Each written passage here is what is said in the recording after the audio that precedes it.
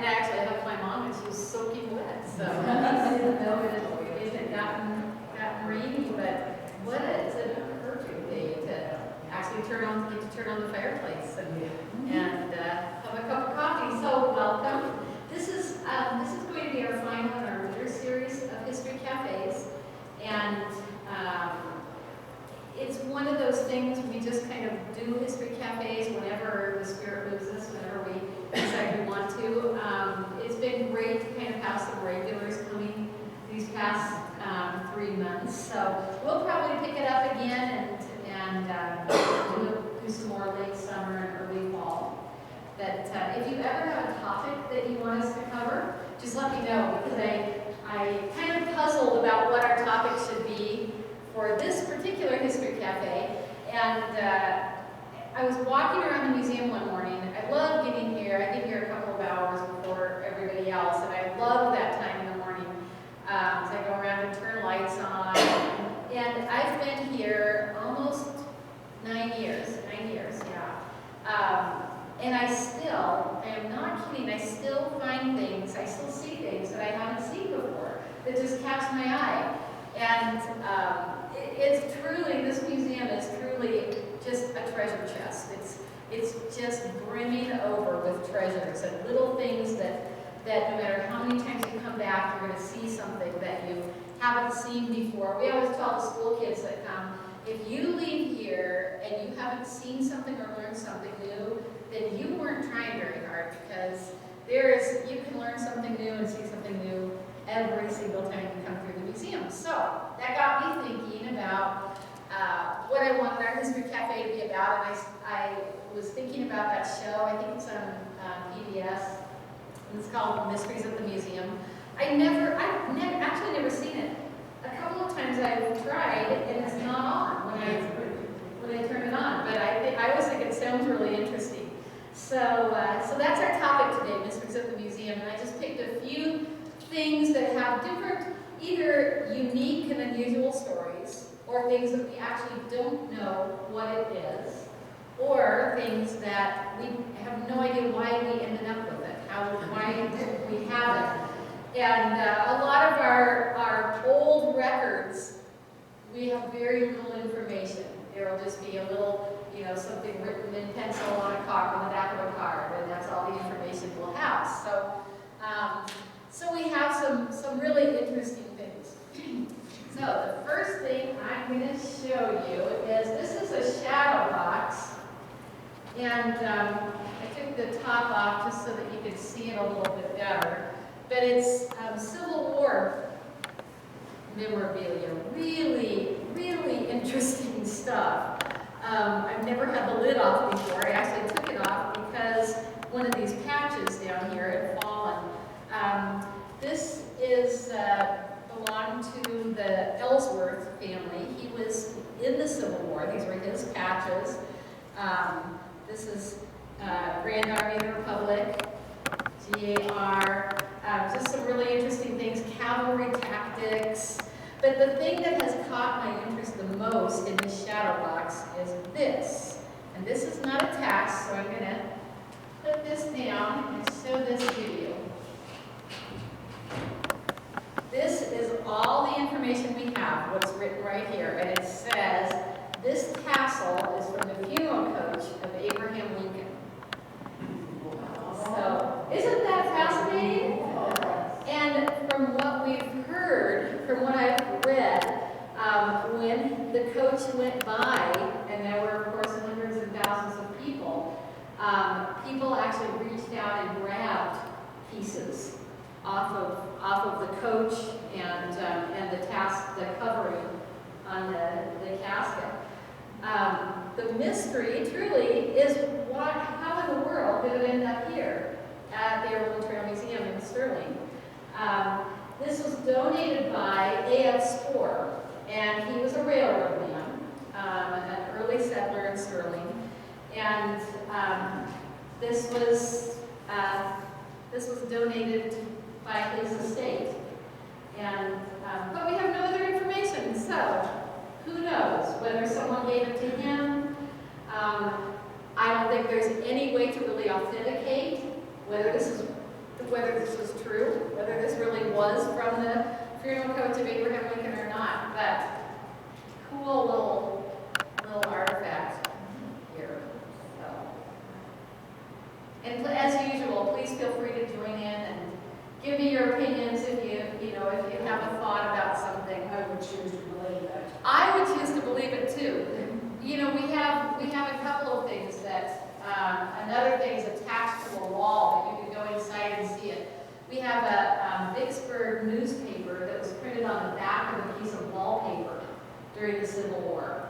And the paper was scarce and they were trying to crank out that news as fast as they could.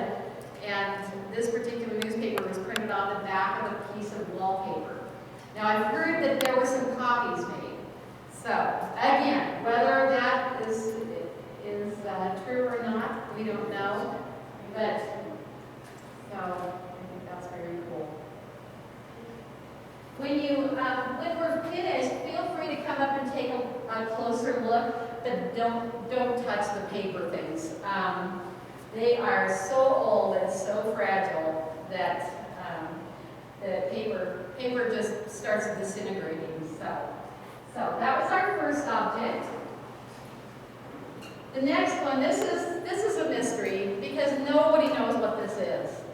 At first, it looks like it looks like a mold for bullets, but it's flat.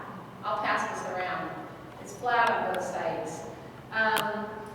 We've had a sign in the museum for years and years saying, if you know what this is, tell us. I was thinking I may one of these days take it down to Lloyd Michael, who is really an expert. He might know, but I'll pass this around, and if you have any guesses about what that might be, let me know.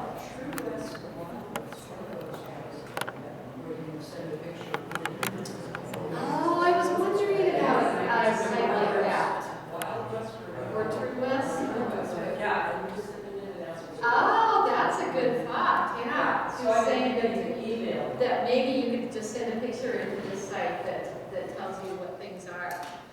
Just on Facebook, they do it.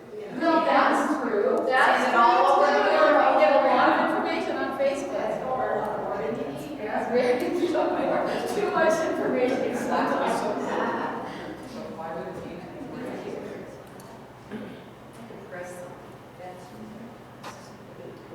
Yeah, it looks like it was used to, to press something together. Yeah. I don't know. Any ideas on what that could be? A nutcracker? It could be.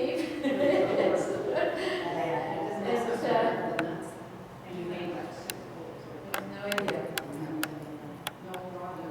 I figured it.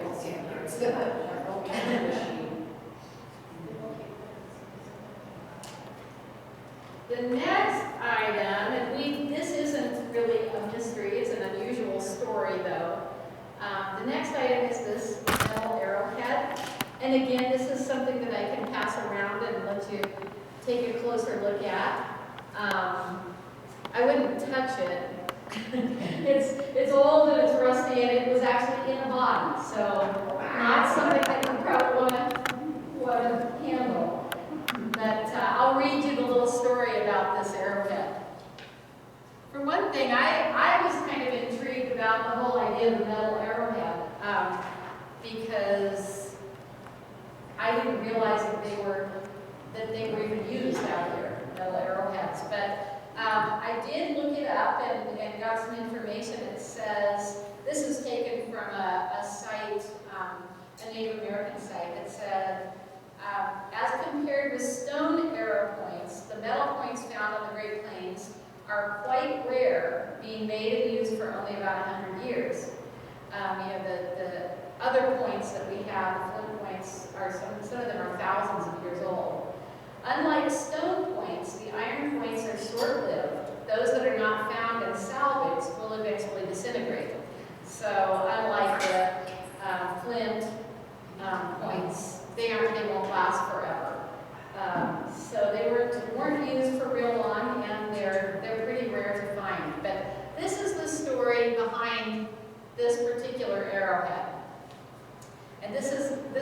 quotes. This is the story that came with it. At breakfast in 1876, Ephraim Cole and his outfit were attacked by Indians at Dead Man Springs, north of the present-day Padrone. Cole escaped, but two white men, and one black man were killed. One of the cowboys was killed by this steel arrowhead and was one of the last 3 victims of Indian attacks in the Sterling area. So I don't know who the other 2 victims were. Well, there was 3 that we just talked about. 2 white men and 1 black man. First buried just within the old colony fence, the bodies were later disinterred in 1892 by John Rowland, Manassas Litch, and Dixon Armour. From the remains of one of the bodies, this arrowhead was found near where the heart had been. Mr. Litch kept the arrowhead until 1940 when he donated it to the museum.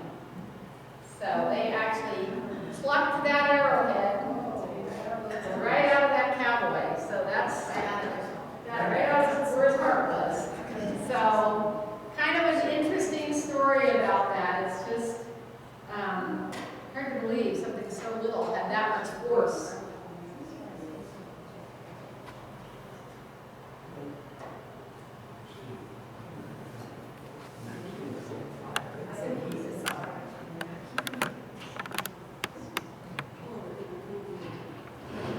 Please feel free to get up and get more coffee too, okay?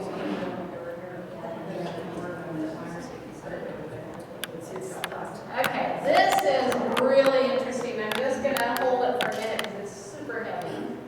And I'll tell you what the etchings say in just a minute. This was found just out on somebody's property when they were plowing, and it was a headstone.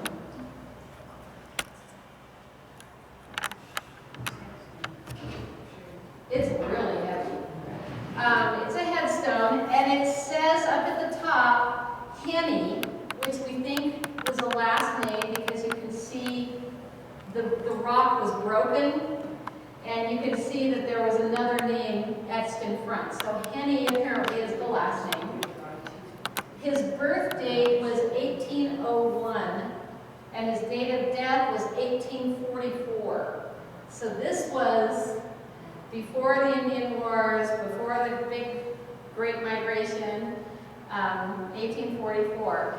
And then, this is what I really find interesting. It says underneath his dates, Kilt, K-I-L-T, Innuns, I-N-N-U-N-S.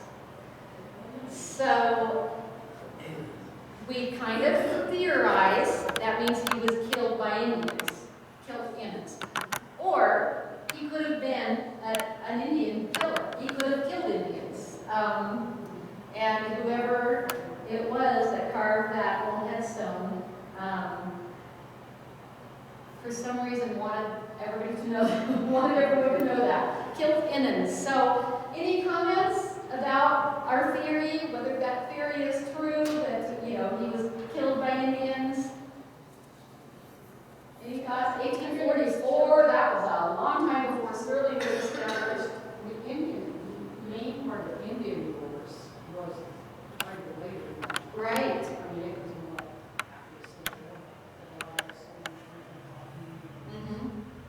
Yeah, it was before the Indian Wars, but of course there were explorers and probably some confrontations. So my guess is that he wasn't a soldier or anything, because of the dates and because of the gravestone, that he must have been maybe just traveling through. I don't know. Any other ideas on that one? One thing that's a little bit unfortunate about that stone is you used to be able to read it a lot easier. But it's kept down on the floor in the main museum, and it did get covered with floodwater and mud. So we sent it off to be cleaned with all of our other objects. And when it came back, it was clean, and you couldn't read it anymore. So it's kind of a of dirt in those grooves made it readable. So we put some sand on it yesterday to try. So I think we're going to do a little work on it to try to get it again so that you can read it a little bit better. But that was one of those kind of unfortunate things that I thought, oh, we probably shouldn't have had that cleaned. Yeah. But it didn't damage it, of course.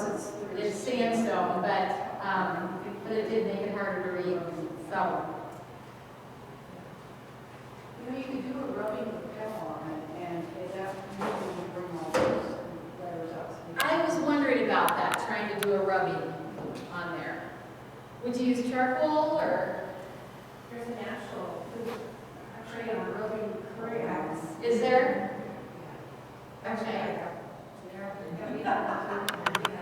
Okay, well, good. Good. So yeah, we'll try to kind of bring that back so that you can see it a little bit better again. And just a regular crayon we use on its side. Uh-huh.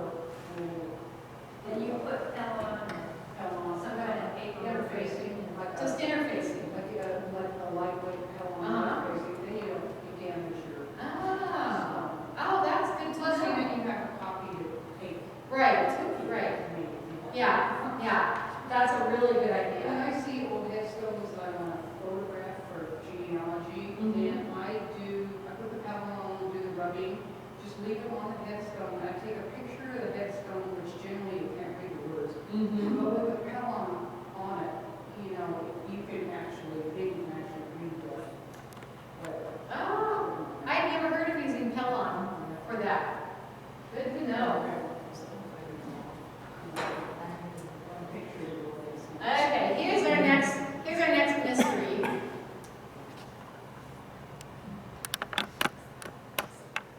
And again, this is a mystery on whether or not this is what we think it is. Anybody have any ideas what they think it is?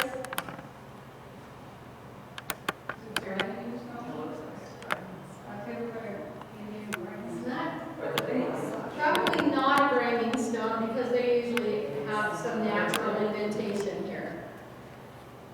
Any other ideas?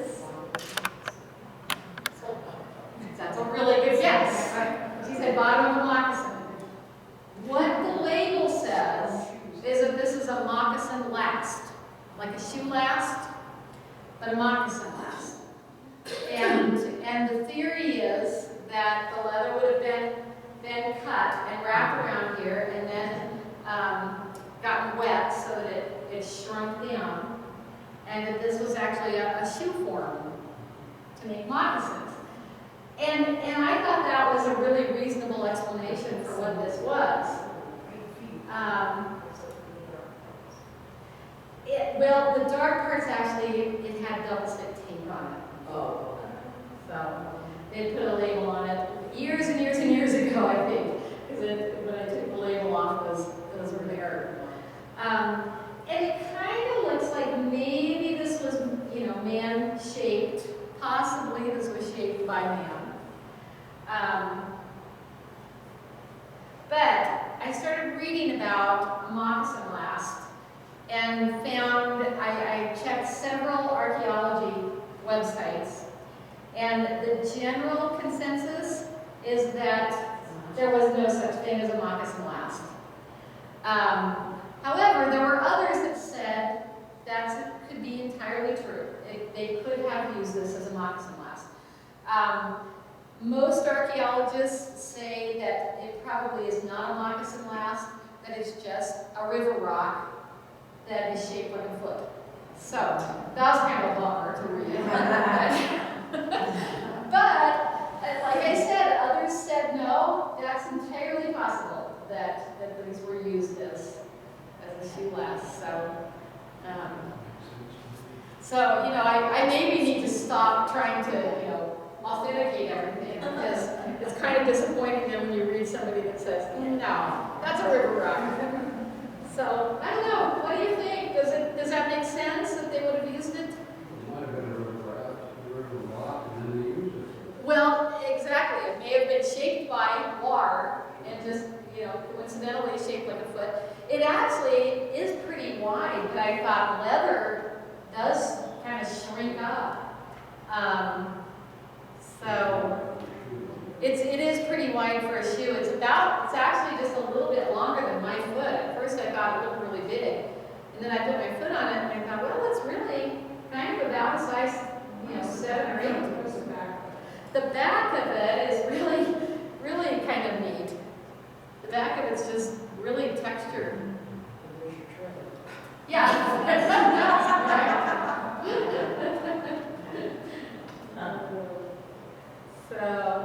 So we'll probably leave the label on it that says this is a moccasin last, but we may also say that that's one of our theories. Or it's a river rhino, one or the other.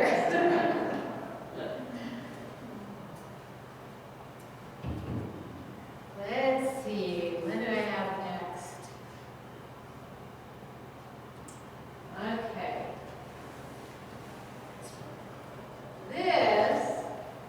I was a little bit, and this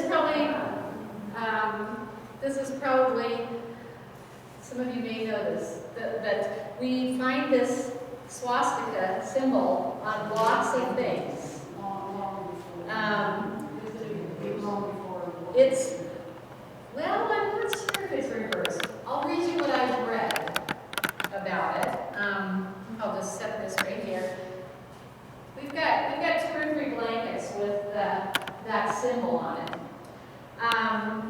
So I started just doing some research on what that symbol actually means, and found this information. The swastika has an extensive history.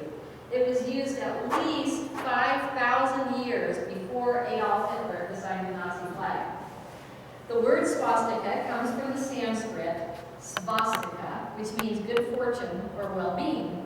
So it's a really positive symbol for thousands of years.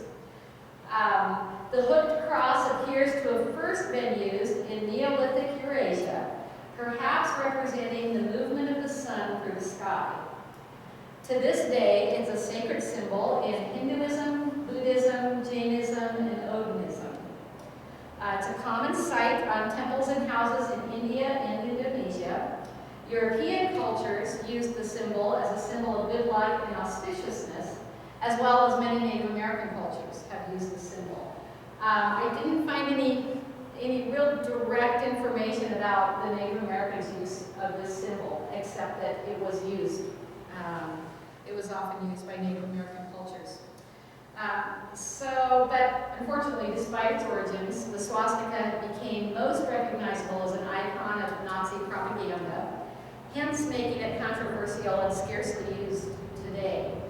So, kind of one of those things that, sadly, something really positive turned into something really negative just because one person decided to make that, the symbol of it's a symbol that struck terror, of course, in the Jews in Nazi Germany, and still kind of just gives you a, you look at it and just think, ugh, what's that doing there? This blanket, I don't have any information about. So I don't know if this was a horse blanket. It looks like one of those. It does, yeah. So, but we have no actual information about this particular blanket. But we've got a couple of blankets with the symbol on it. It's only in that corner. The symbol is what's on the other It's side. on the other side too. It's in all 4 colors. I think this is probably a brand. I think this was a horse blanket.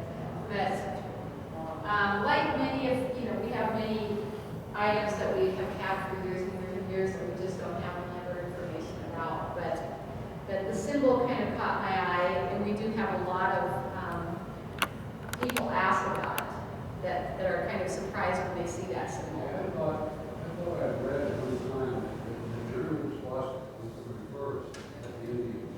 Really? Well, maybe so. So the hook goes the other direction on the, I should have looked. I'll look that up and see, because I'm not sure. Uh-huh. Yeah. So obviously, there was no thought of that being a negative symbol when these blankets were made. So, any more comments about the blankets? I kind of hate that my last three items are kind of, a little bit heavy and creepy. And you know the next one is something that we don't display. I'll tell you, with this KKK robe and uniform, really, I have real mixed feelings about whether to accept it into our collection. I got a phone call about this donation right after I started working here. And I really had mixed feelings. My initial thought was, no, we don't want that in here. So I called my boss from the museum in Denver. His name is Jim Hartman. And Jim is a brilliant man. He's been in the museum business all of his life. I really respect his opinion. And I asked him, should we, I had this donation of a KKK uniform, should we take it? And his opinion was absolutely yes, take it. For a couple of reasons. One is it is a part of our history. It's an ugly part of history, but it's a part of history that we hope never gets repeated. Although it's still a fairly active group, but hopefully not in this part of the country. The other reason he said is that because of what a negative group this was, most people don't want to admit that their family members were ever a part of the KKK, so they've burned them, gotten rid of them. So they're very, very rare. So we went ahead and took it, and I am really glad that we did for those reasons. It is a part of our history. It was a very active part of our history out here in Northeast Colorado. The Denver Museum has a KKK uniform on permanent display. We've only brought this out a couple of times, just because it is a really sensitive object. And the piece that was kind of more mysterious that I wanted to bring to you, I'm having trouble locating. We have a photo that came with this KKK uniform of a group of men, probably 100 at least, all robed and hooded, and they're kneeling, and I'm curious about a couple of things. Of course, we have no idea who the people are, but it looks like either a church, a sanctuary, maybe the Elks Club. I wanted to show that picture to you and see if anybody had any idea where that picture was taken. But unfortunately, that picture got separated from the uniform, and I didn't have time last night to look it up. So that picture is missing. But I wanted to read you a little bit about the KKK in Northeast Colorado, Sterling particularly. A couple of interesting things. One is in the 1920s, they had a mass wedding during the county fair. And it was a mass KKK wedding. Hundreds of couples came to the fairgrounds, and it was a KKK wedding, and it was advertised, big headlines in the paper advertised it. So it, in this area, obviously it wasn't as big a race issue as it was a religious issue. Most of the KKK activity took place against the Catholic Church. And I've also heard against the Lutheran Church. So I'm not sure. I just heard that about the Lutheran Church. Someone just told me that. But not sure what they were objecting to. But I'll just read you. This is out of Linn County Ledger. If you don't have this book, you should get it, because it's just our go-to book. It has so much information in it. It was written by Bud Wells. Lots of other people contributed to it. Mel Probst contributed to it. Timothy Cloverdance contributed. So it's a great book. Let's see.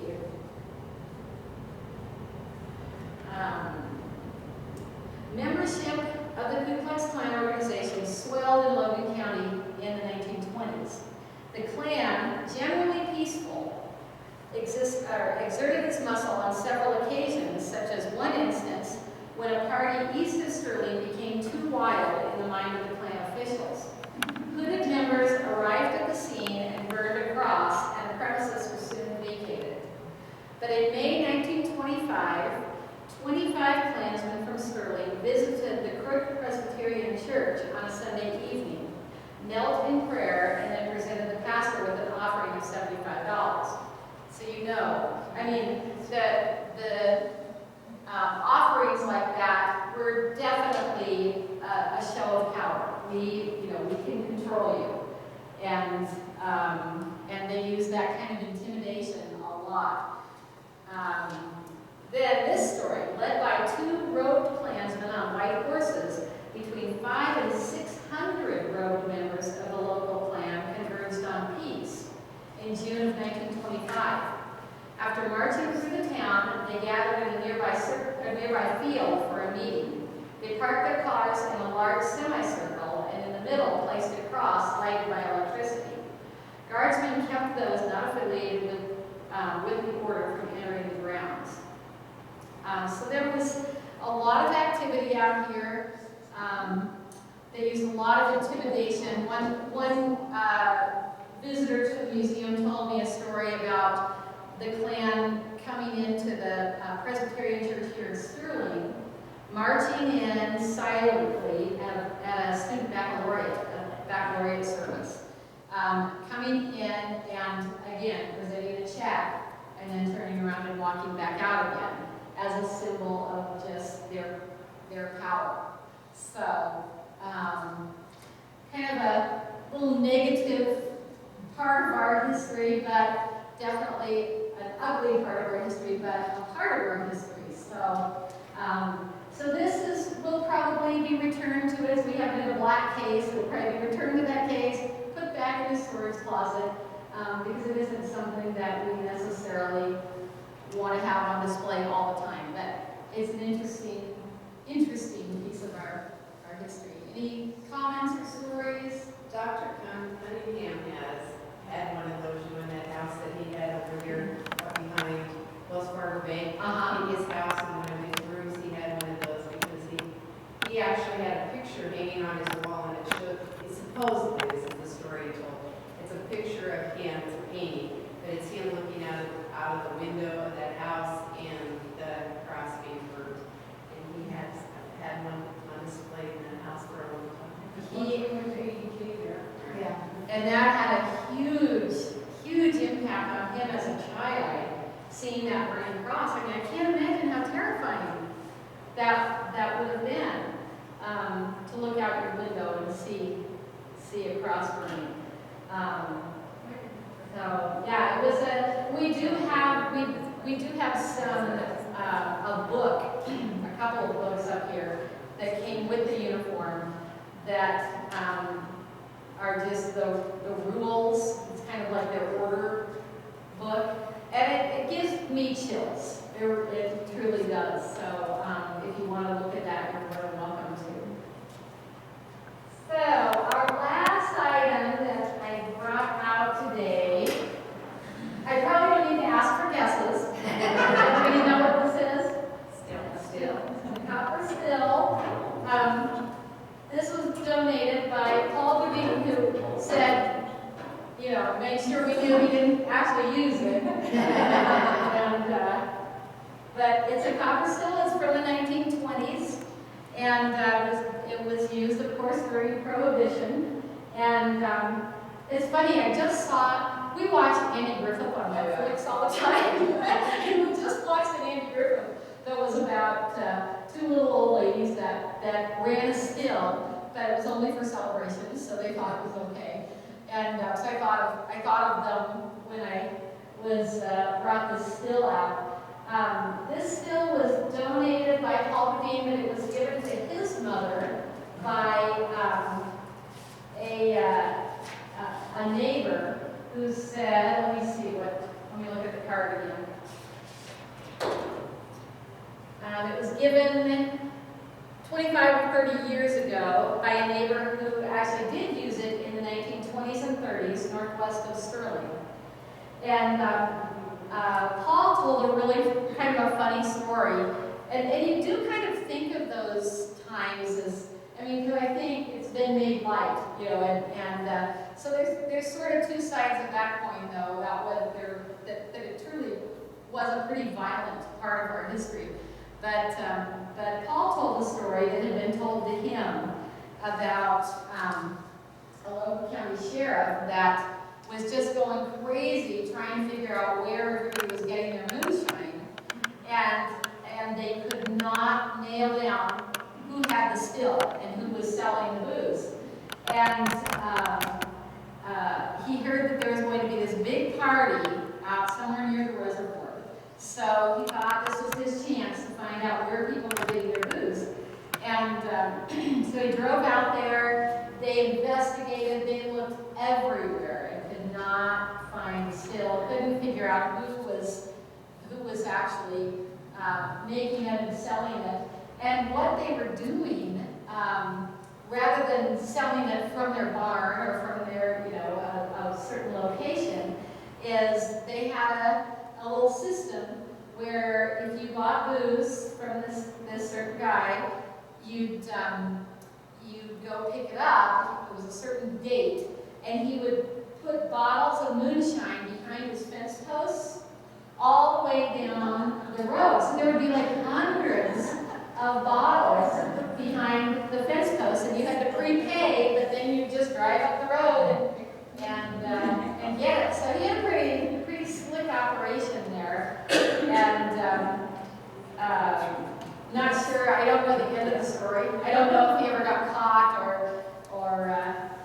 or anything, but some kind of interesting stories in the Logan County Ledger about bootlegging. Let's see. I tell you, the 20s and 30s, this book is written in decades, and the things these people lived through. I mean, this was also during the drought, during the Dust Bowl, during the grasshopper infestation, the rabbits, and floods. They had floods in the 20s too. It was a hard. Do you remember the 20s? Kind of. You were born in the 20s and 30s. Yeah, the 20s and 30s both.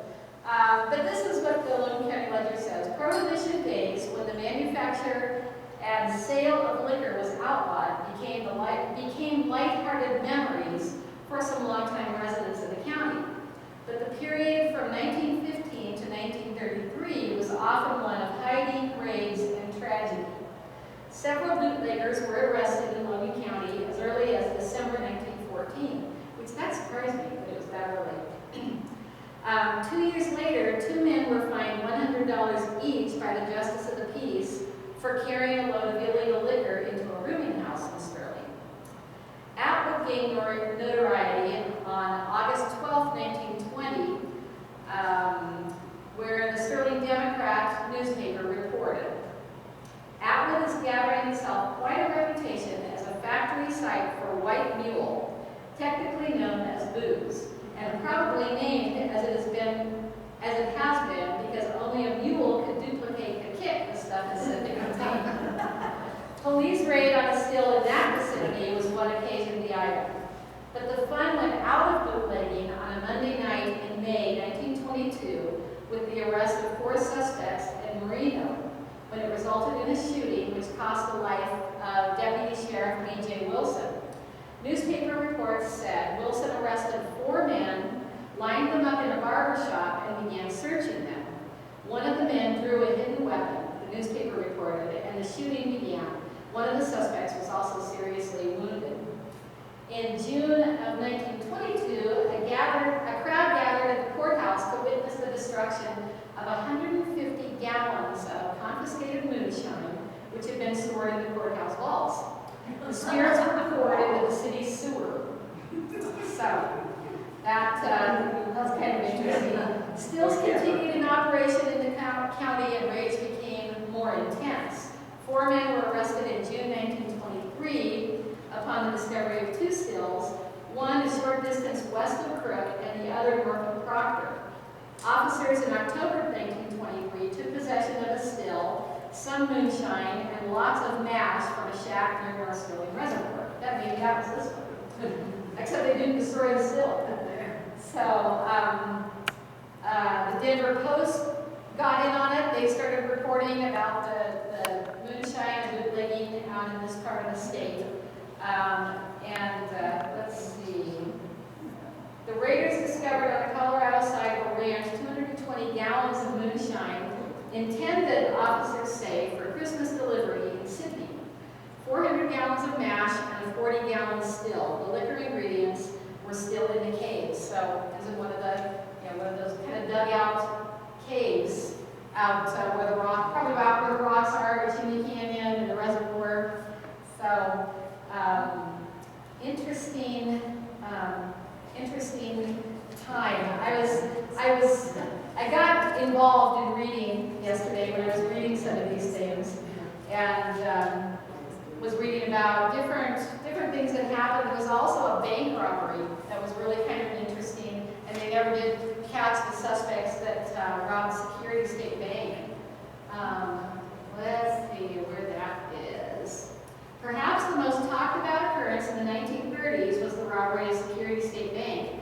More than $33,000 in cash, currency, and securities by a gang of machine gun bandits on the morning of April 11th, 1934. Isn't it hard to believe that happened in Sterling? Machine gun bandits, I just think of Bonnie and Clyde. Compelling the assistant cashier, L.B. Probst, to open the safe from within the big vault. The bandits emptied the strongbox and escaped to their car, taking R.A. Town president Probst and Davis Morrill, a teller, as hostages. The three men were released on the old Fleming Highway, 2 miles east of Sterling, so right here. And soon thereafter, the bandits exchanged a stolen car in which they perpetrated the robbery for another automobile which had been hidden in a clay pit along the highway. From that point, they escaped. It was generally agreed by officers and witnesses that the robbery was by experienced bandits, but not by any of the notorious gangsters like John Dillinger and Clyde Barrow. So it was a copycat robber.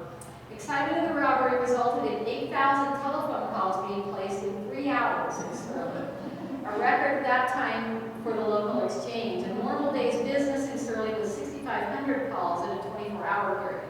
So the phones were really buzzing. The Sterling Advocate reported the event as follows. Officers of the bank were startled to hear the crash of glass at 8:40 a.m. In the bank were R.A. Town, who was looking over his mail, L.E. Probst, who had just opened the vault, and Davis Morrill, who had reported for work a half hour ahead of his scheduled time.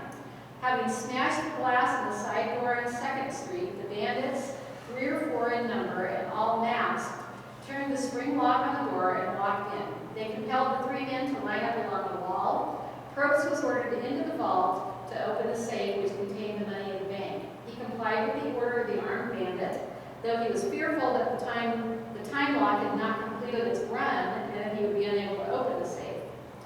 Probst, who has had previous experience with bank robbers, protested that he could not do the operation with the intruders shouting at him. The robber sat down on the stool and covered the assistant cashier, quietly waiting while he worked at the lock. This was interesting. It goes on, but then it says that after the 3 hostages had been released, Town, Probst, and Morrill were compelled to climb onto the running boards of a Chevrolet sedan of dark green color, and the driver sped down Main Street to Front Street, then to Chestnut, and then east on Highway 6. So I was just picturing it. This was like happening right here. And they chased him down. But it says Braden Dallas of the Dallas Cabin Camp was called from Sterling and also went in pursuit of the bandit's car. Leo Kennedy, an officer of the State Motor Vehicle Department, was told of the bank robbery and came from his motel. He also drove in pursuit of the fleeing car, merely catching a glimpse of it. Let's see. They never did. They didn't catch them. Doesn't look like. Chief of Police H.D. Alford got a call while the robbery was still in progress, and he hurried to 2nd Street. But on nearing the bank, he was confronted confronted by one of the bandits who stepped from between the cars at the curb and leveled a gun, either a shotgun or a rifle, at the chief. Alfred's right hand had reached for his hip pocket when the bandit yelled, "If you move, I'll kill you." The officer obeyed and withdrew his hand from his head. A second or two later, the other bandits and hostages came from the bank, entered the car, and sped away. While the alarm was spread across the country, law officers, pilots, and many other citizens launched a search for the outlaws, but none was found. Logan County had experienced all the phenomena of the 30s: drought, depression, dust storms, and bank robbery. So, interesting. So apparently those guys got away with $33,000 from our little bank. Sounds like a good movie. So those are all the things that I brought out to show you. I really encourage you, explore the museum. We have a game that we give to kids called I Spy, and we just take little pictures all over the museum, and they have to try to find them. But that kind of exploring, we really encourage. It's kind of, a lot of times when I go to museums, I scan, but I think you miss a lot when you scan. So take the time to look in some of those old cases and see things that really will astound you. So that's all I have, but please feel free to walk around the museum. Everything is open, and have some more muffins and coffee. And if you do think of a topic that you would like to have us do in this cafe, I am very open to whatever anybody would like to talk about. The wedding display is all completed. We have 31 wedding dresses on display. You have to go see it. It is really up at the J Panel building. Also, the Western Art exhibit is up in the J Panel building. Those are both up. Those are temporary exhibits. They'll be up through the end of the summer. So take a little time to go see those, and anything else that you like. Thank you for coming.